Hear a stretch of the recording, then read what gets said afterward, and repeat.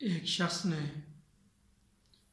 فجر کی سنتیں نہیں پڑھی، رہ گئیں، اور فجر کے فرض ادا کر لیے۔ اس سلسلہ میں اب فرضوں کے بعد سنتوں کی قضا کرے یا نہ کرے۔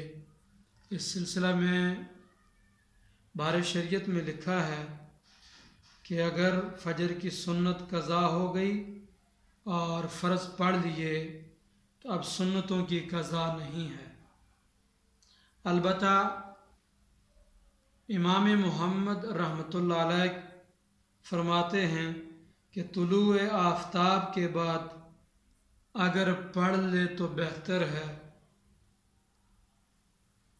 اور طلوع آفتاب سے پہلے فرض پڑھنے کے بعد